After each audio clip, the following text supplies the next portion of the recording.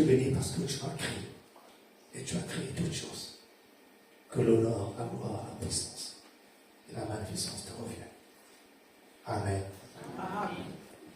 Amen, amen, amen. Amen. Que Dieu te bénisse. Amen. L'heure est assez avancée.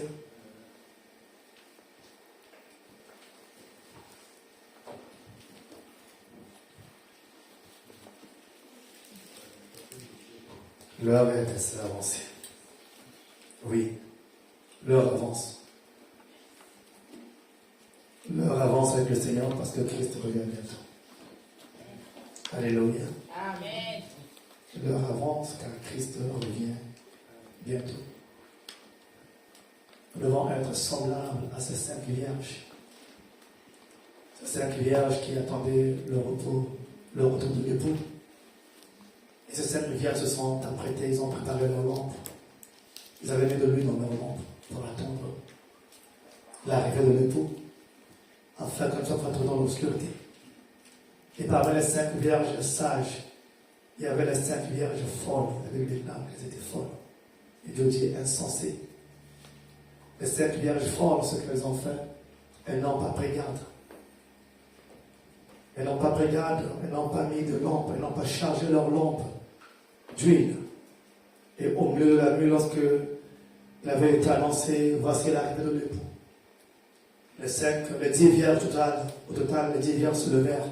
Et quand elles se levèrent, toutes ces 10 vierges, à la rencontre de l'époux, les 5 sages avaient leur lampe allumée, mais les 5 sages, pendant les 5 vierges folles, dans les 5 vierges insensées, s'étaient rendus compte que dans leur lampe, il n'y avait pas de l'huile. Il n'y avait plus rien. Et qu'est-ce qui s'est passé? Leurs lampes se sont éteintes. Alors, pendant que je lisais cette partie, j'ai crié dommage. J'ai dit dommage. Une erreur grave. Alléluia. Amen. Une erreur grave. Est-ce que c'était par méconnaissance? Est-ce que c'était par négligence? Est-ce que c'était par je ne sais quoi que je peux dire? Mais je pense que cette responsabilité des 10 vierges nous incombe aujourd'hui. Alléluia. Amen. C'est ma responsabilité, c'est ta responsabilité.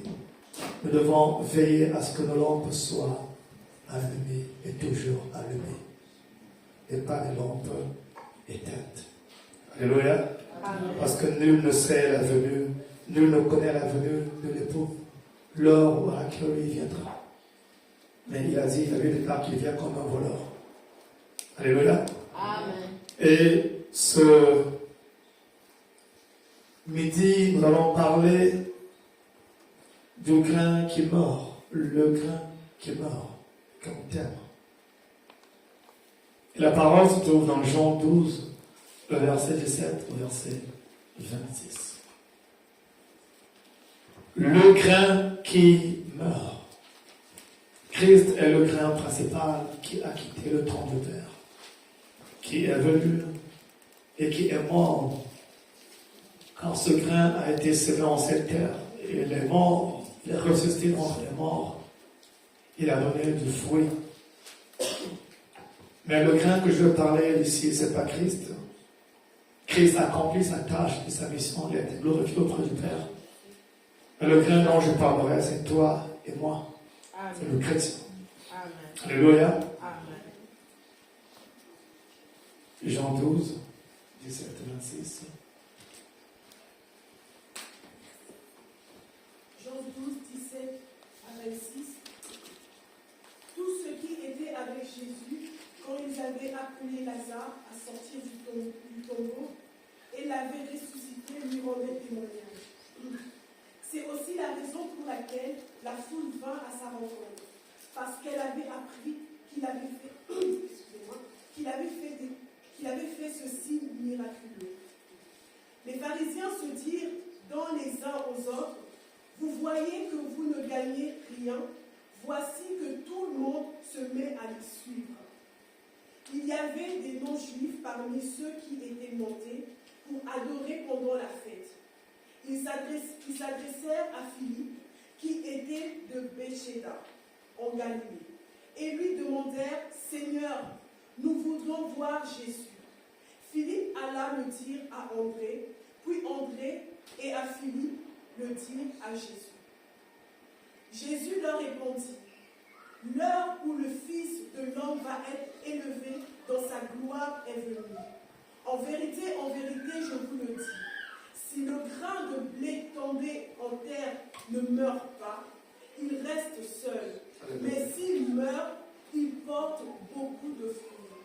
Celui qui aime sa vie la perdra, et celui qui déteste sa vie dans ce monde la conservera pour la vie éternelle.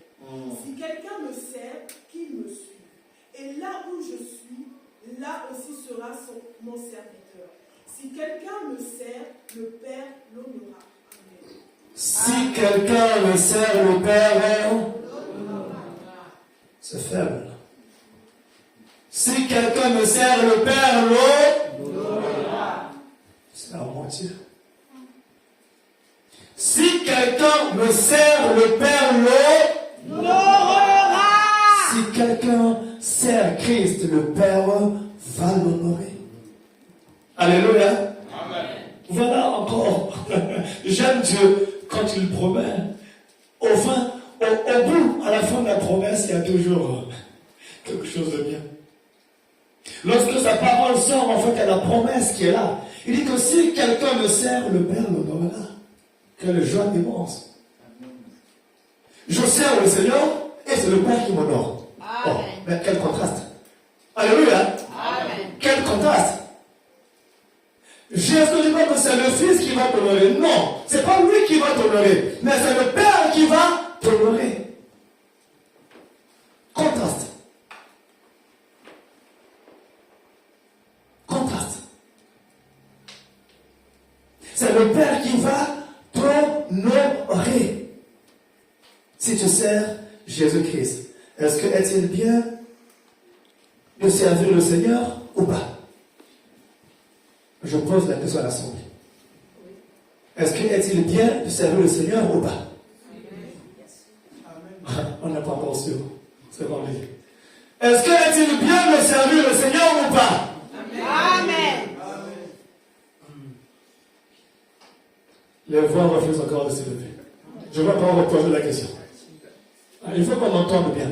Parce que des fois, la parole de Dieu, on passe très vite, mais sans comprendre parfois ce que nous lisons. Nous devons réaliser ce que nous lisons. Est-il bien de servir Jésus ou pas?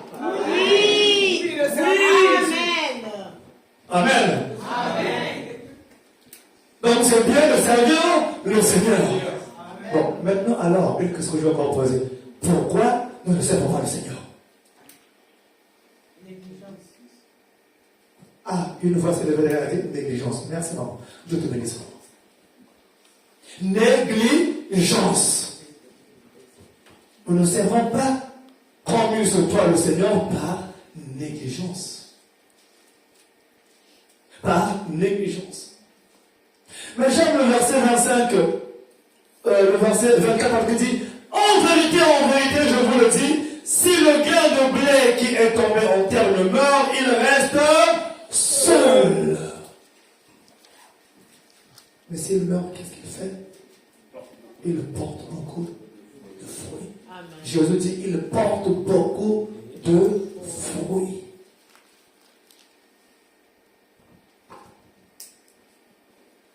Et quand je vais repartir tout au début, le verset 17 nous a dit que la foule donc était avec lui. Cette foule rendait témoignage parce qu'il avait appelé Lazare de la mort. Il avait dit, Lazare sort. Tout le monde a entendu. Lazare est sorti, tombé vivant.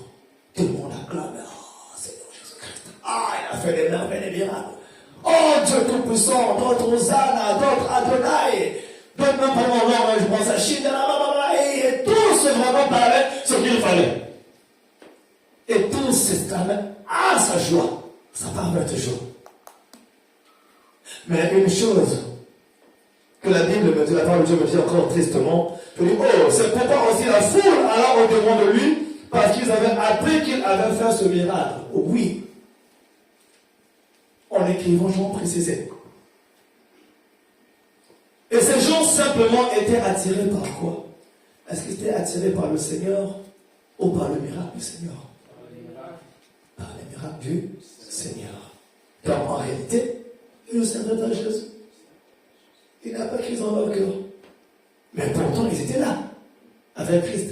Quand Christ a opéré les miracles, quand Christ a parlé, quand Christ disait, il était là présent. Mais dans leur cœur était loin. Parce que la Bible, en fait, va en parler. Donc, plus loin, quand on ira faire les versets plus loin, on va le lire. Donc, après, à partir du verset, je pense qu'entre 26 et 27 par là, on va se rendre compte que ce sont les mêmes personnes qui vont dire crucifiez-le. Crucifiez-le. Crucifiez-le. Ceux qui ont mangé du pain, ceux qui ont bu avec lui, ceux qui ont mangé le poisson, ceux qui ont vu Lazare ressusciter des morts, ceux qui ont vu les bateaux marcher, ceux qui ont vu tous les aveugles guéris, ceux qui ont vu tous ceux qui étaient malades guéris devant lui, ce sont les mêmes qui ont dit crucifiez, crucifiez-le. Crucifiez-le. Voilà le cœur de l'homme. Ces gens n'étaient pas attirés par Christ, c'était attirés par le miracle.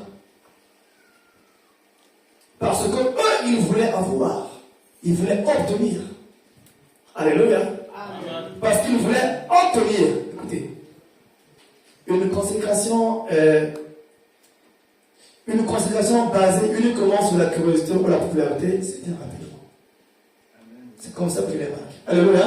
Amen. Une consécration qui est basée uniquement sur la curiosité ou sur la popularité, c'était rapidement.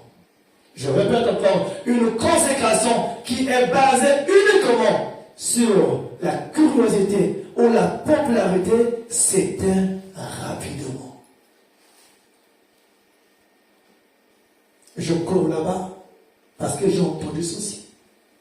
Je vais voir parce que j'ai entendu ceci. Je vais regarder parce que j'ai entendu ceci. Tu peux à chaque fois regarder de gauche à droite, de là à là, de lieu en lieu. Simplement, je veux être curieux. Je veux voir ce qui se passe. Ah, qu'est-ce qui s'est passé? Qu'est-ce qui s'est passé aujourd'hui? Qu'est-ce qu'ils ont fait? Est-ce que le message c'est bon? Et depuis bon? Non, bien aimé. Le Seigneur nous rappelle à quelque chose. On ne peut pas être consacré au Seigneur si nous nous basons sur la curiosité simplement ou sur la popularité. J'ai vu des gens aller prier à un endroit parce que là-bas, il y avait du monde, il y avait une foule.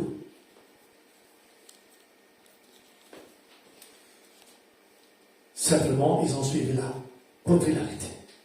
Mais leur cœur était loin du Seigneur. Et on ne peut bâtir une vie en Jésus-Christ par la curiosité ou parce que l'Église est populaire. Non, ça ne peut pas se faire. Oui. Malheureusement, ce n'est pas comme ça qu'on bâtit l'Église de Dieu. Et seulement ce que nous croisons actuellement, c'est cela. C'est ce qui règne partout. C'est pourquoi le chrétien devient parfois léger. L'air de temps de la faim ou la soif de Dieu n'y est plus. Mais les gens, qu'est-ce qu'ils font? Ils préfèrent ce que Dieu donne que de croire au Seigneur. Alléluia. Amen. Le verset 18.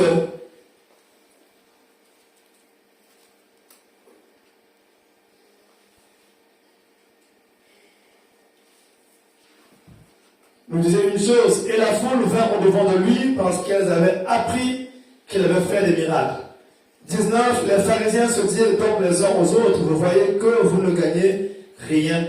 Voici le monde est allé après lui.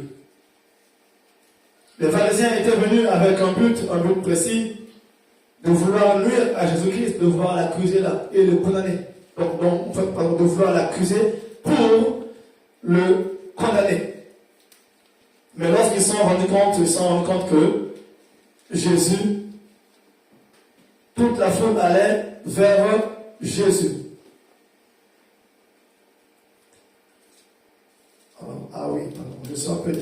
parce que j'ai écrit sur la version Darby qui est décalée un tout petit peu. Donc, dans d'autres versions, c'est le verset 19. Dans d'autres, c'est le 20. Donc, 20, quelques du nombre de ceux qui étaient montés pour adorer pendant la fête s'adressèrent à Philippe. Je vais me mettre là pour le moment. Donc, il y avait, bien sûr, des non-juifs. Alors, les non-juifs, ce sont ceux qui n'étaient pas juifs. Des non-juifs, donc quelques-uns qui étaient des Grecs, qui étaient montés pour adorer le Seigneur. Ils étaient montés pendant la fête pour adorer. Donc, pour adorer pendant la fête. Et la Bible, dans cette précision, ne nous dit pas qu'ils étaient montés adorer le Seigneur. Parce que j'aime la Bible est claire. Quand les choses sont faites ainsi, elle parlera de cela. Et quand ce n'est pas fait ainsi, elle parlera également de cela. Mais tous ces Grecs qui étaient montés, ils étaient montés pour adorer pendant la fête. Comme à la coutume. Ou bien comme à la coutume. Alléluia. Ils étaient montés pour aller adorer pendant la fête. Et la question que je me suis posée, est-ce que montaient-ils pour adorer le Seigneur ou montaient-ils pour adorer qui?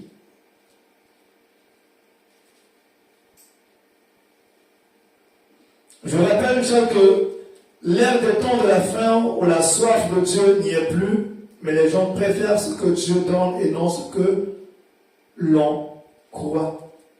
Et non ce que veut que l'on puisse croire. Ça, c'est l'ère des temps, en fait. Les gens préfèrent plus ce que Dieu donne que ce que lui-même il est. Les gens préfèrent ou les chrétiens préfèrent plus maintenant voir la main de Dieu que de voir Dieu lui-même. Et plusieurs personnes, plusieurs nombres, bien-aimés, ne vont plus à l'église ou ne viennent plus à l'église pour chercher le Seigneur, mais c'est juste pour une conformité. Alléluia. Juste pour la curiosité ou juste pour l'appartenance. Parce que je suis de Néhémie ou je suis de ceci, donc il faut que j'aille le dimanche. Il faut que je me présente. Mais le cœur, en réalité, n'y est pas. Alléluia. Je le redis, le corps en réalité n'y est pas. Ça peut être toi, ça peut être moi. Ce n'est pas parce que je prêche que le cœur y est. Alléluia. Amen. Mais je peux prêcher sans avoir le cœur. Alléluia. Amen. Je peux prêcher sans avoir le cœur. Mais Dieu aime le cœur qui s'attache à lui. Amen. Et Christ cherche aujourd'hui le cœur qui s'attache à lui.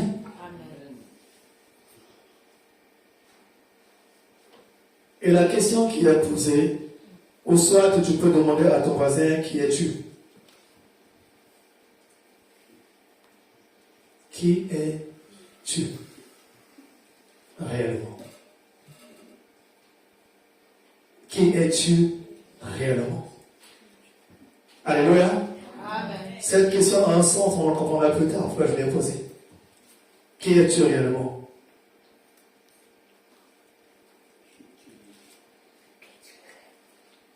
Il y a ceux qui viennent pour adorer pendant le culte. Alléluia. Amen. Il y a ceux qui viennent pour adorer pendant le culte. Ça vous semblera bizarre, mais ils adorent qui réellement? Question. Il y a ceux qui viennent pour adorer pendant le culte, mais ils adorent qui réellement? Tu viens pour adorer dans le culte ou pendant le culte, mais qui tu adores réellement? Est-ce que tu adores Jésus ou tu adores toi-même? Ou tu adores autre chose? Alléluia. Amen. Ou tu adores autre chose? L'adoration n'est pas simplement quand on vient chanter des cantiques ou quand ils vont crier aux âmes. Mais l'adoration est une vie, est un mode de vie, est une dépendance. L'adoration veut dire je dépends au Seigneur. Alléluia. Lorsqu'on adore Christ, ça veut dire que je dépends à toi totalement.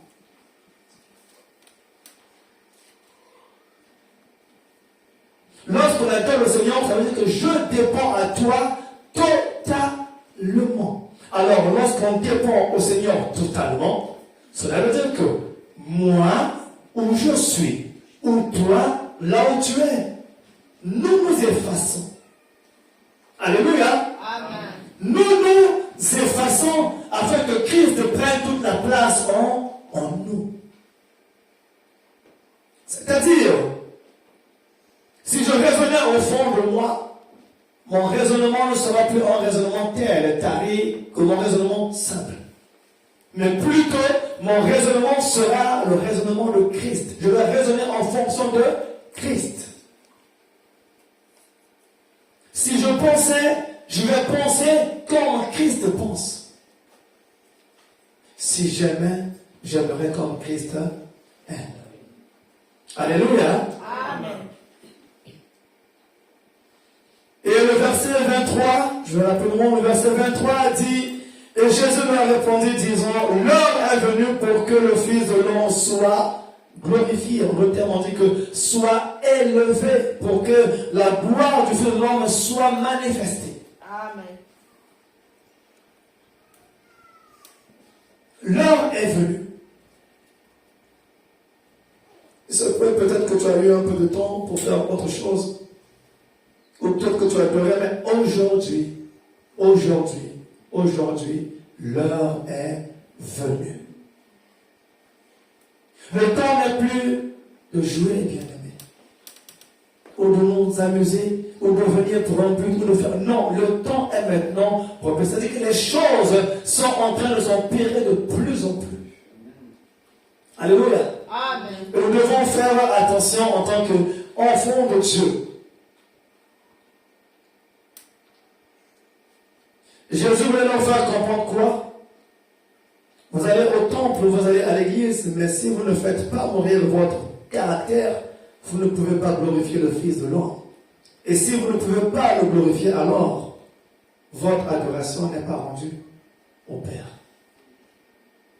Alléluia. Amen. Lorsque nous venons à l'église, si nous ne faisons pas mourir notre caractère, notre adoration sera vaine. Alléluia. Amen. Notre adoration sera vaine. Et tout ce que nous pourrons faire ne ressemblera à rien. Mais pour que notre adoration soit valable, nous devons venir adorer. Nous devons venir avec un corps qui s'humilie et qui se donne au Seigneur. Amen. Nous sommes tellement attirés par tout ce que nous voyons, tellement attirés par tout ce que nous entendons, tellement attirés par tout ce que, partout où nous avons oublié la base des choses. Alléluia. Amen. Que Christ est mort à la croix, c'est pas pour qu'on aille bien. Alléluia. Amen. Mais Christ est mort à la croix pour que nous ayons la vie. Amen. Je répète, Christ n'est pas mort à la croix de Golgotha pour que nous ayons des biens. Mais il est mort à la croix de Golgotha et ressuscité pour que nous ayons la vie. Amen. La parole nous déclare, cherchez d'abord le royaume de Dieu et toute chose sera donnée par-dessus tout. En plus. Donc, si nous faisons de Christ notre priorité, nous aurons les choses en abondance. Amen. Nous serons dans l'abondance. Mais si nous ne faisons pas de Christ notre priorité, nous allons quémander chaque jour. Alléluia. Amen.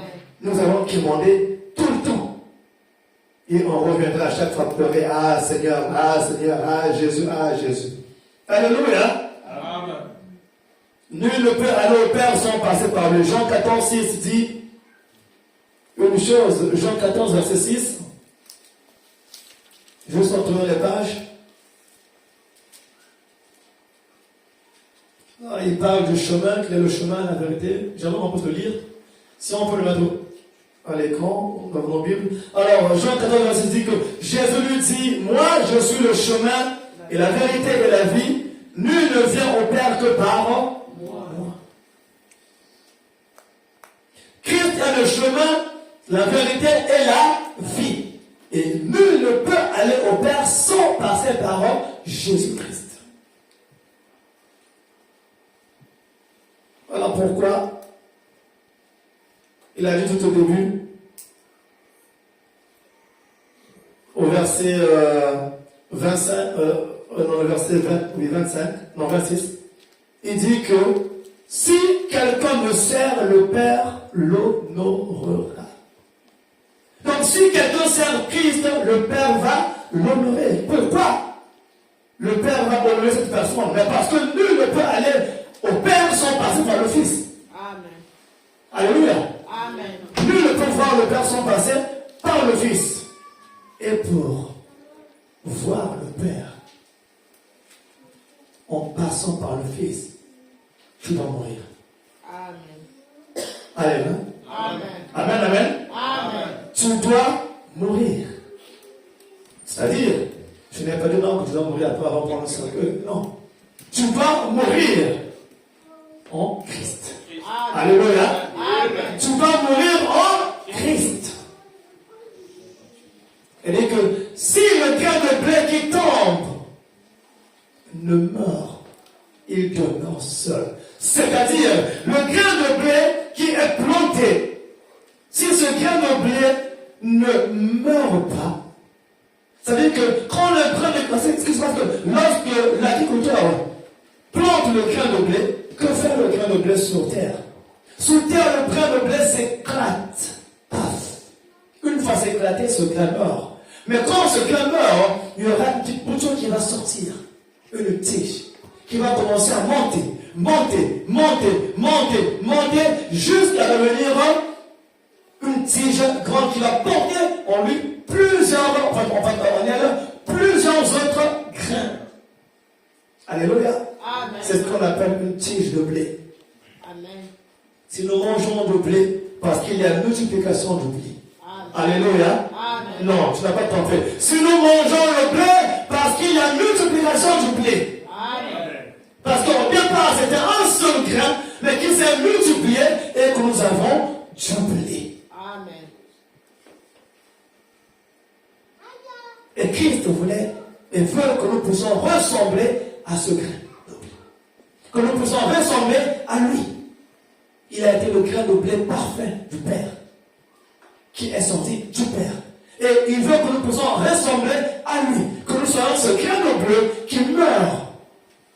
Lorsqu'il tombe, il va mourir. Et quand il meurt, il portera du fruit, certainement.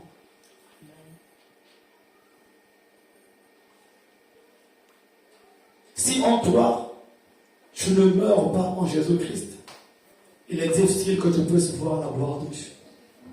Il est difficile que tu puisses cheminer avec Christ. Amen. Alors je te poserai la question de savoir avec qui marches-tu. Alléluia. Amen. Avec qui marches-tu? Lorsque le grain est planté en terre, il est planté seul. Il est planté seul. Et ce que j'ai remarqué, lorsque les grains sont plantés, on ne met pas deux grains ensemble. Parce qu'il y aura confusion. Alléluia. Amen. Il y aura confusion de deux grains. Le grain, il est planté seul. Et quand il est planté seul, il doit germer. Et quand il doit germer, il donne du fruit. Et ce fruit, il est meilleur. Amen. Alléluia. Amen.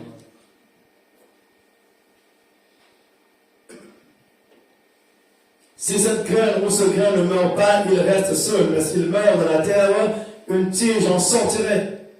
Et cette tige portera d'autres grains également. Alors, Jésus-Christ est le grain principal. Et nous sommes des grains secondaires. Nous devons ressembler à Christ. Amen. C'est ce que Christ veut.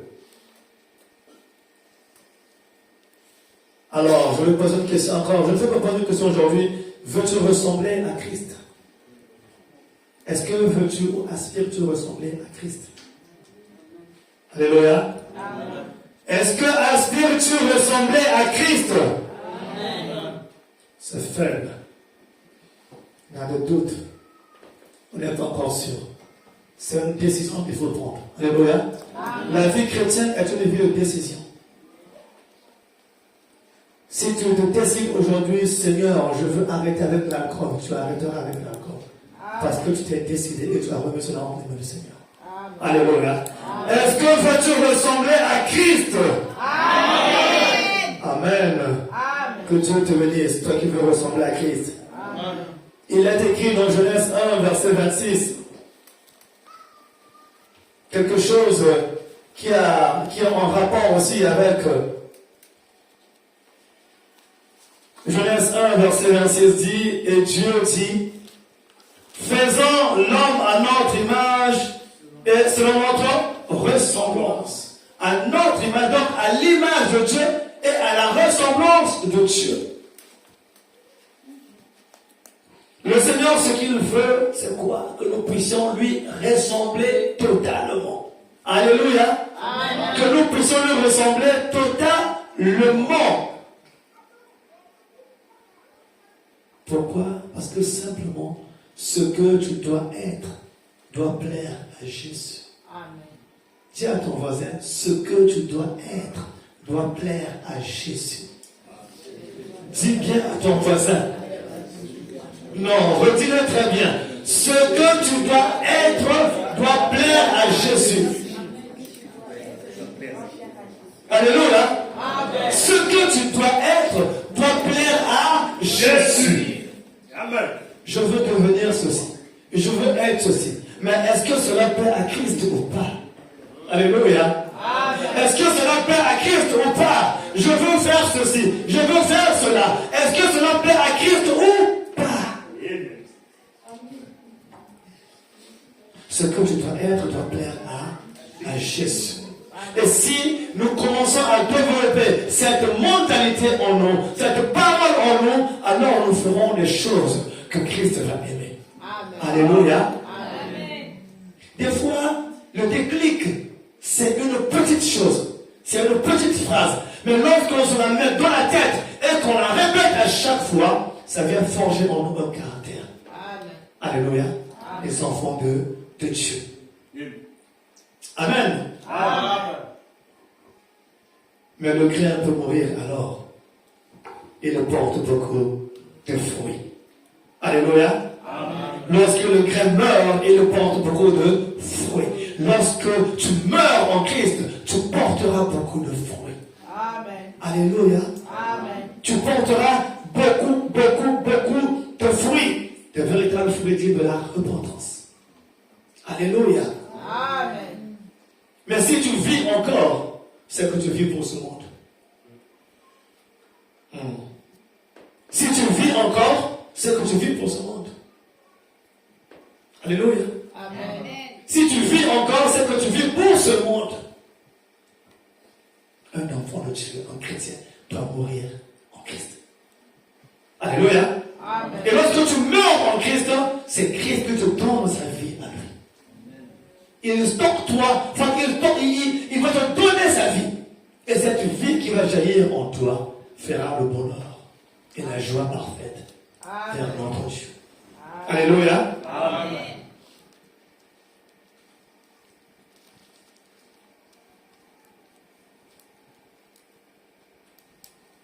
Lorsque je prends Galates 5, je ne l'ai pas écrit, oui, je pense que Galates 5, si je ne me trompe pas. Galates 5, le verset 19, on prend le verset 19. Je ne l'ai pas noté, mais je pense que c'est bien ça. Les œuvres de la... Oui. Galates 5, verset 19, on ira peut-être jusqu'au verset 22, qui en parle également. Je vais chercher au moment.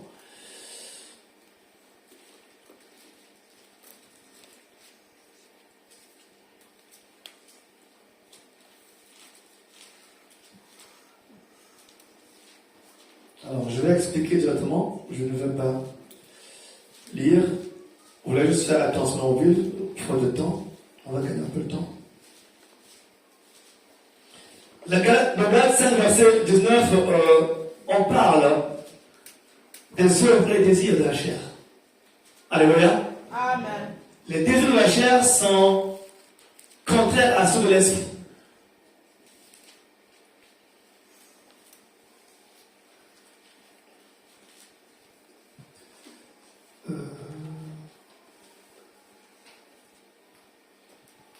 Alors, Galates. Oui, 5.19. 5.19 parle, voilà. Alors, pardon, donc des œuvres, pardon. Donc les œuvres de la chair sont manifestes à ceux de l'esprit. Donc sont contraires à ceux de l'esprit. Et chacun ira à la maison, mais moi je vais expliquer simplement, je vais passer rapidement.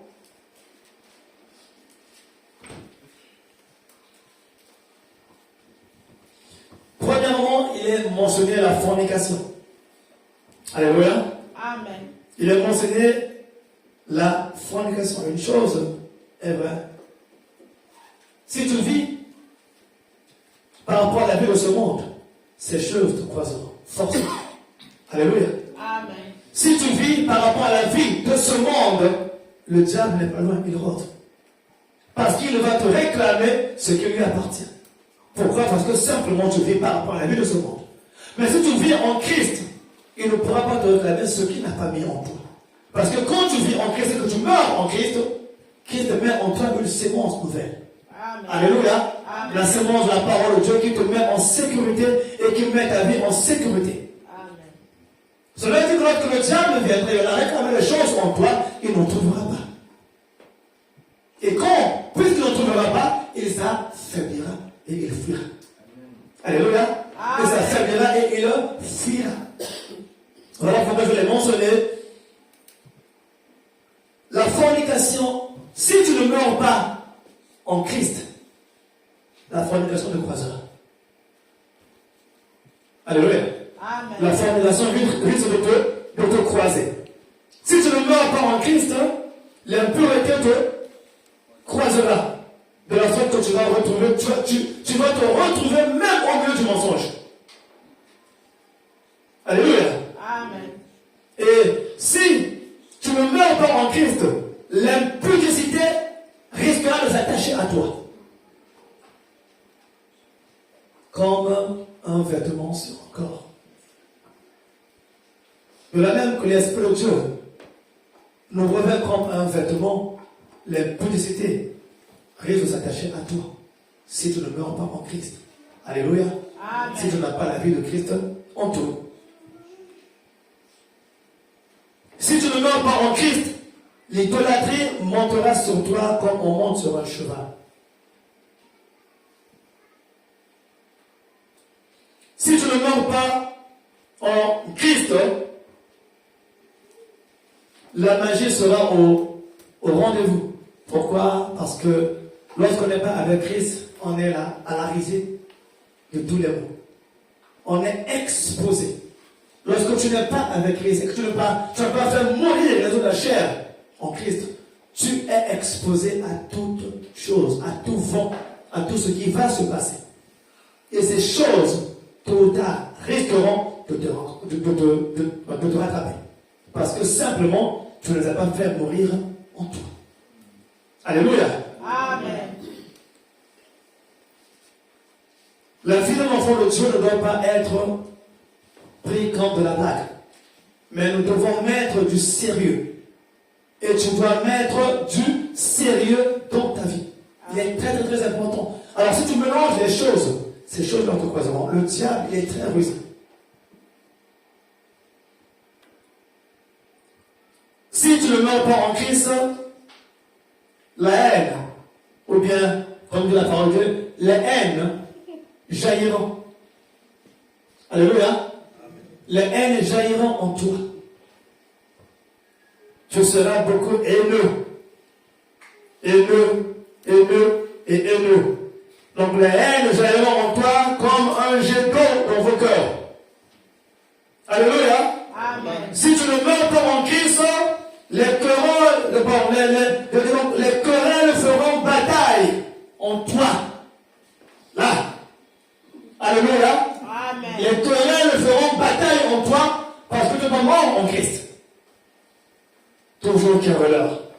toujours problématique, toujours historienne même. Tu vas commencer à écrire des livres d'histoire de géographie. Pourquoi? À cause des querelles. Beaucoup de choses. Des contradictions. Si tu ne meurs pas en Christ, sache-le que la jalousie naîtra. Donc ici, la Bible le met en pluriel. Les jalousies naîtront en toi. Alléluia. Amen. Pourquoi? Parce que tu t'attaches à la chair. Parce que tu ne veux pas faire mourir cette chair-là. Parce que tu ne veux pas ressembler au grain de blé. Le grain de blé qui tombe sur une terre doit mourir. Si ce grain meurt, elle portera du fruit. Si ce grain meurt, il y aura une tige qui sortira. Mais si le grain ne meurt pas, le grain demeure seul. Et ces choses-là vont commencer à habiter petit à petit. Ça va commencer à grandir, jusqu'à se rassasier, à être pâte à pouf. Explosif. Alléluia! Amen. Alléluia! Amen. Si tu ne meurs pas en Christ, les colères se coucheront dans ton lit. Alléluia! Amen. Je suis presque à la fin. Les colères se coucheront dans ton lit. Toi et la colère, ton lit de la moko. Même lit. Sommeil, toi tu ronfles, la colère ronfle à côté. Là-bas, la colère aussi ronfle. Alléluia! Amen. Si tu ne pleures pas, la colère. Amen. Tu vas dormir là, tu te fâches avec quelqu'un là, tu ne demandes pas pardon là, mais tu dors quand même. Ah Jésus. Alléluia. Amen. Que Dieu nous aide vraiment. Oui, c'est ce que nous sommes parfois, bien-aimés, et que nous ignorons. Toi et la colère, même lit, même sommeil, même heure de sommeil. Si tu as dormi 7 heures, la colère aussi 7 heures. Si tu dors 5 heures, la colère aussi 5 heures. Tu te lèves pour aller prier, la colère aussi là. Tant que tu ne l'as pas chassée, elle va demeurer, elle restera là, elle aura sa racine aussi. Elle va s'asseoir. Alléluia. Si tu ne meurs pas en Christ, les rivalités, les divisions, les sectes, les envies, les meurtres, toutes ces choses-là te détruiront. Alléluia. Amen. Toutes ces choses-là te détruiront. Alors, le royaume de Dieu sera loin de toi. Très, très loin de nous. Voilà pourquoi Jésus-Christ a dit que si le grain qui tombe le meurt, il demeurera seul. Si le grain ne meurt pas, il va demeurer là seul. Mais s'il meurt, il portera du fruit. Et le fruit sera le fruit de la repentance, du véritable fruit. Ce fruit, c'est l'amour. On peut lire dans Galates 5, 22. À partir du verset 22, vous allez voir que Christ parle de l'amour. Alléluia. Amen. Celui qui meurt en Christ, vous allez remarquer que l'Esprit de Dieu a mis ces choses-là en ordre. Alléluia. Non, Dieu n'est pas bête. Alléluia. Amen. Dieu n'est pas bête. Il a mis ces choses en ordre parce qu'il y a un but à atteindre au point de l'ordre. Et il savait faire cela. Et dans Galates 5, 22, il va commencer par...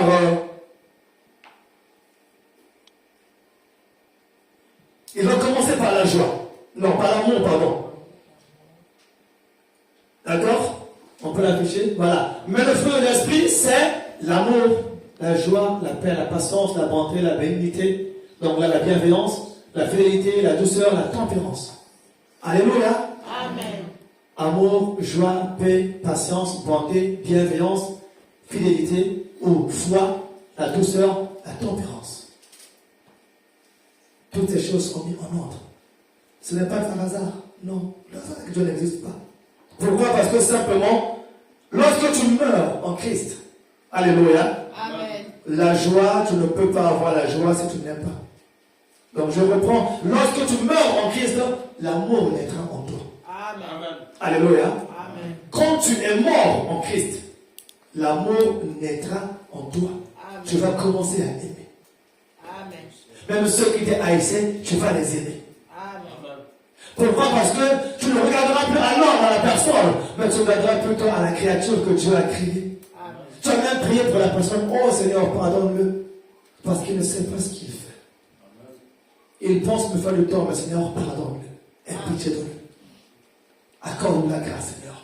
Tu ne vas plus être dans les querelles, dans les disputes, mais ton corps sera dans l'amour. Amen.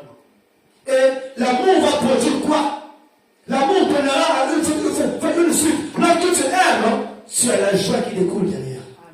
Alléluia. Amen. Et quand tu as la joie, il y aura la paix. Amen. Alléluia. Et lorsqu'il y aura la paix, il y aura la patience qui va naître. Là où tu ne fais pas patient, tu seras patient. Tu vas prendre le temps.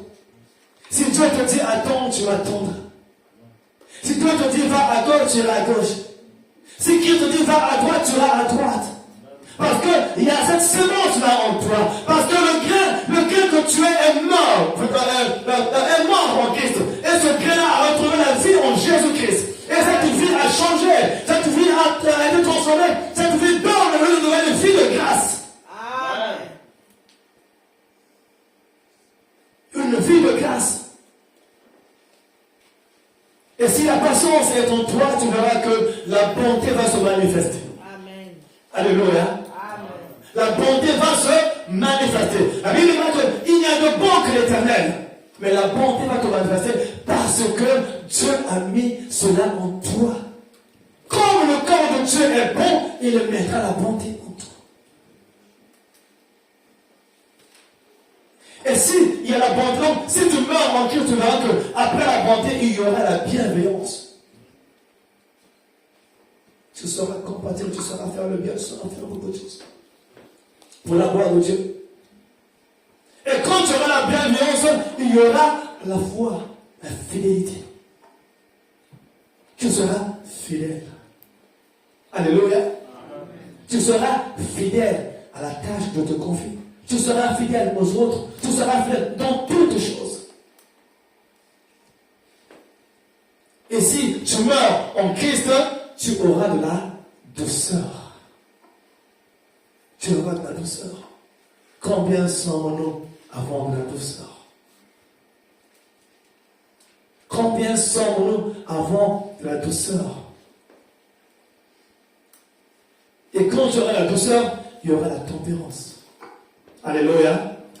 Il y aura la tempérance, tu seras dosé. Tu seras dosé comme un bon doseur. Tu ne vas jamais t'enflammer n'importe comment ou bien non. Tu prendras le temps. Vous savez, cette qualité-là, la dernière, elle est vraiment très très très grande.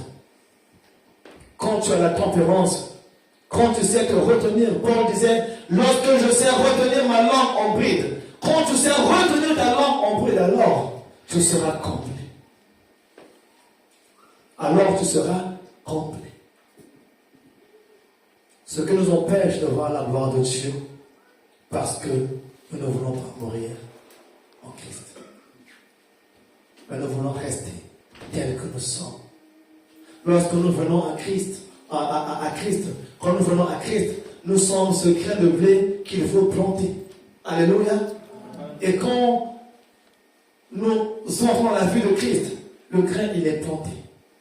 Et pendant ce processus de la vie de Christ, le grain doit être transformé, devenir une tige, afin qu'il puisse porter ce grain plusieurs fruits. Le fruit de la repentance. Alléluia. Amen. Les fruits de l'Esprit de Dieu. Tu ne peux pas les porter si tu ne meurs. Alléluia.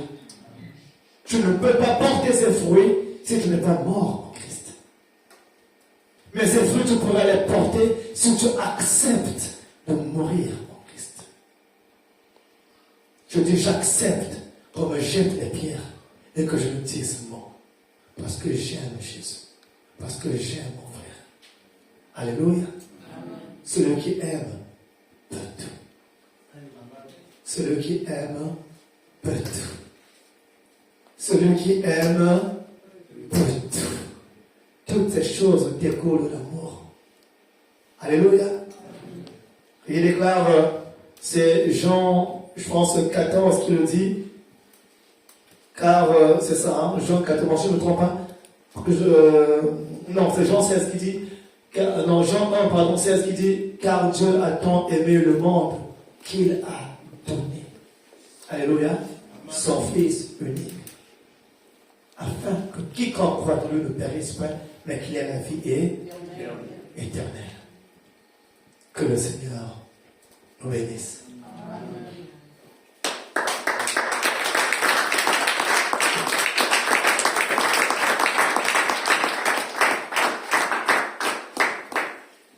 On va juste faire une chose avant de partir. Le Seigneur me le met à cœur. On va se lever. Nous allons prier. Tu vas regarder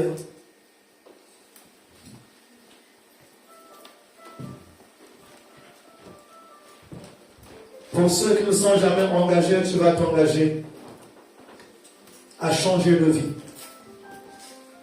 Et pour ceux qui étaient engagés, qui ont failli, tu vas faire mourir la chair afin que Christ vive en toi. Alléluia. Je prierai à chacun de revoir son engagement. Toi qui as été baptisé, où est-ce que tu en es? Tu cours encore pour le monde et ses passions ou pour la gloire de Dieu? Toi qui as été touché par le Seigneur, où est-ce que tu en es? Est-ce que tu cours encore pour le monde ou pour la gloire de Dieu? Il n'y a que deux types de courses. Nous allons courir pour le monde ou nous courirons pour Dieu. Alléluia. Mais je pense que la cause de Dieu est meilleure. Parce que la cause de Dieu est une cause d'éternité, de joie et de louange. Mais la cause de ce monde n'est que cause de tristesse à faire.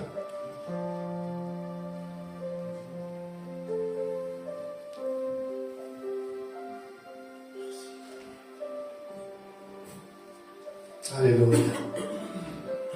Pendant que ce terre passe de cantique, tu vas commencer à lever la voix. Tu vas commencer à te regarder. Tu vas commencer à prier le Seigneur. Tu vas commencer à le demander. Tu vas commencer à réécrire ton livre. Tu as eu à écrire un livre un jour, le livre un jour. Le livre entre toi et Christ.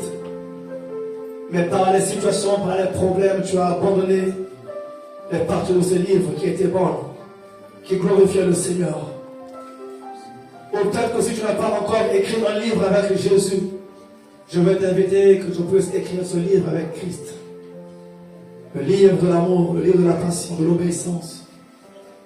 Le livre de s'attacher, de s'engager à lui et de marcher avec lui.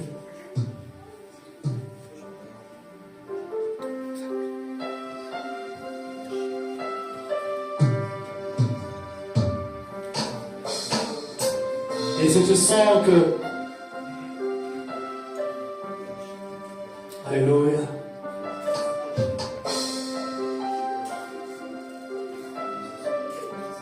Je vais demander aussi dans le même moment, dans le même élan, ceux qui sont forts, qui se sentent forts, peuvent prier en eux-mêmes. Mais si tu te sens un peu affaibli, tu vas t'approcher et nous allons prier. Si tu ressens le besoin de prier, tu vas t'approcher, on va prier. Si tu ressens le besoin de prier, tu vas t'approcher et on va prier ensemble. N'aie pas peur, n'aie pas honte. N'aie pas de doute. Car la pensée que tu entends derrière, c'est la pensée du diable. Le diable te dira, ne va pas, ne fléchis pas, ne prie pas, tu es bon, tu es parfait. Mais Dieu qui est souverain, qui connaît ton cœur, il sait ce qu'il te faut. Alléluia. Alléluia. Alléluia. Alléluia.